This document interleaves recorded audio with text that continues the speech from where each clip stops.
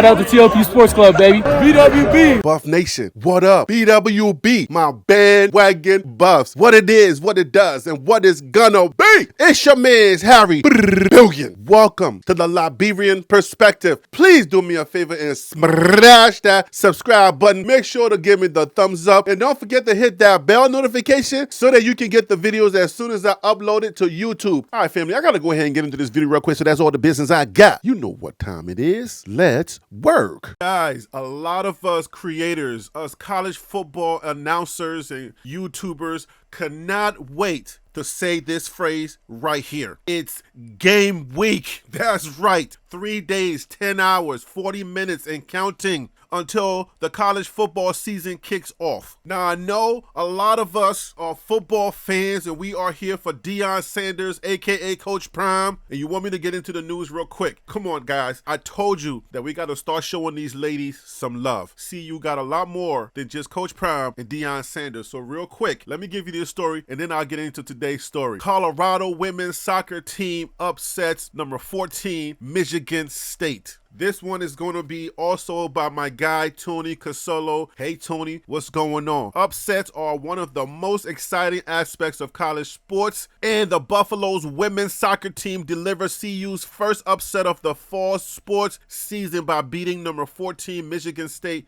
at home on Sunday. Yes, ladies. Playing at the newly renovated Prenup Field, the Buffaloes, I know they ain't trying to call that place a prenup, right? Stop playing with me. We talking about ladies here, right? Anyways, I'm just joking, guys. The Buffaloes got on the board in the first half as Leela Derry assisted Shira James for a left-footed laser in the 36th minute. Allie Clark then put an exclamation point on the upset bid as she stole the ball from a Spartans defender and used some nifty footwork to score an unassisted goal in the 78th minute. Goalkeeper Jordan, I believe that's 90s. You guys help me pronounce that one because my pronunciation apps did not help me. I got NYDs and Knights. So you guys help me with that one in the comments, okay? I appreciate you. And the Buffalo's defense stymied the Spartans throughout the contest. Even though Michigan State held the edge in shots 18-13 as well as shots on goal 5-4, the win gave 90s her third shutout of the season and snapped Colorado's streak of 11 straight losses to a ranked opponent. That's what's up, girl. Appreciate that. That's what's up, girls. That's right. All right, guys. So I say congratulations to the Lady Buffaloes for beating a ranked team and snapping that losing streak. All right, guys. Now moving on to football news. We have a TCU insider that's going to give us a little bit of an insight on how we could beat TCU. Let's go. Behind enemy lines, Tony Casolo, man, I appreciate the story. A TCU expert's take on how Colorado can beat the Horned Frogs. After all of the offseason changes in roster, the Colorado Buffaloes are set to kick off their 2023 season against the TCU Horned Frogs on Saturday, September the 2nd. Like I said, it's game week. I'm going to be there, baby. CU has been pegged as a significant underdog, but there is still hope that the Buffs can leave Fort Worth victorious. I've been bullish in my predictions for how this season will shake out for the Buffaloes. I've predicted them snagging wins in games where the experts don't give CU much of a chance.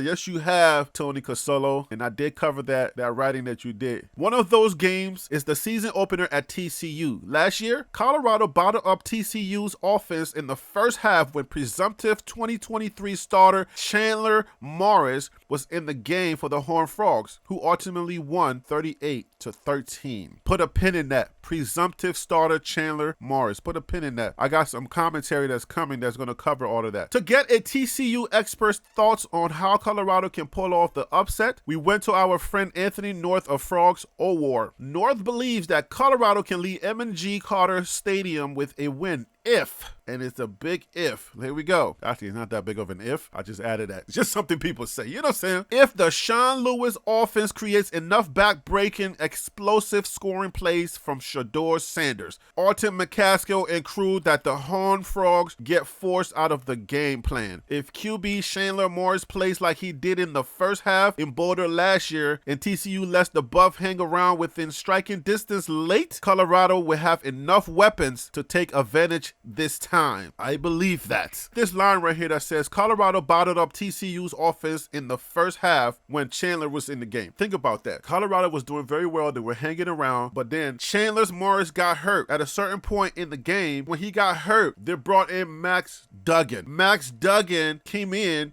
and apparently he was a unicorn. Guess they didn't really understand. Maybe he didn't show his unicornness in practices and Chandler beat him out. I have no idea, but something happened. You understand how players are doing practice. Some players practice different. It's just like a student taking tests. They actually can do very well in the real world, but they're not really that great with tests. That's how I feel about what happened or what transpired once Max Duggan got into the game. Because once he got into the game, he blew that window wide open and took him all the way through the season undefeated. Max Duggan entered this year's NFL draft and was drafted to the Chargers. So let me give you a quick update about his current status. All right, this one comes from SB Nation, Boats from the Blue. Chargers versus 49ers recap. Max Duggan run offense lead Boats over Niners 23-12. Rookie quarterback Max Duggan led a strong ground effort to bowl over the 49ers 23-12 in the preseason finale. The Chargers came into this season needing to be a much better team when it comes to running the football. They took another positive step forward on Friday night as they rushed for a whopping 267 yards against the 49ers en route to a 23-12 win in their preseason finale. The offense was led by Joshua Kelly, who tore off a 75-yard touchdown run in the first quarter. From there, the Chargers continued to run rampant over the Niners for the remainder of the game. In the second half, rookie quarterback Max Duggan even broke out the read option to finish with 51 yards rushing, good for second on the team. But then it doesn't end there for Max Duggan. There is a little bit of a negative forecast by another insider. Chargers insider cast doubt on quarterback Max Duggan's roster spot. Will Duggan's time in LA be short-lived? Let's find out. The Los Angeles Chargers concluded their preseason games this past weekend, and now they have their eyes set on the regular season. However, before that, the Chargers must decide who will be in their 53-man roster. It won't be easy once they start getting to the depth guys, and they will have until Tuesday to decide on that. Many French guys on the roster may not make it, including LA's 7th round 2023 draft pick QB Max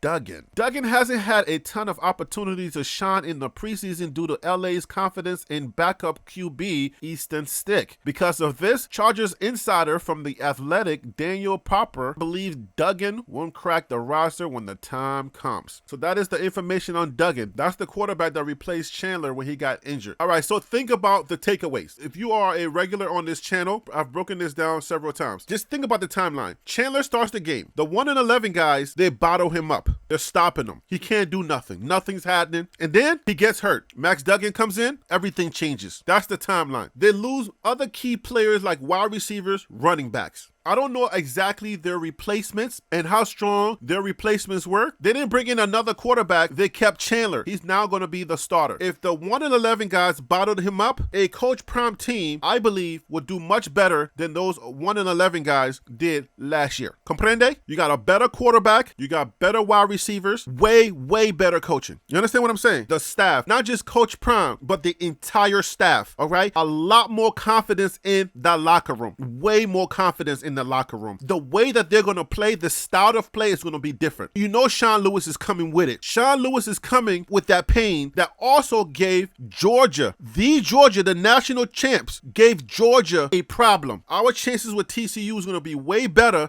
because of those elements. I look forward to being in that stadium celebrating our first win of the season. And if you're in that stadium, I look forward to being with a lot of y'all in that stadium and cheering on Coach Prime and his Buffaloes for their first win of the season. Holla at me. Sko Buffs. All right, family, that is all the information that I have for this video. Hope you got a little something out of it. And if you did, please help this channel grow by smashing that subscribe button. But I'm going to have to leave it right there. You know who I am. I'm Harry B. And that right there was the Liberian Perspective. That's TLP Sports Club. Brah.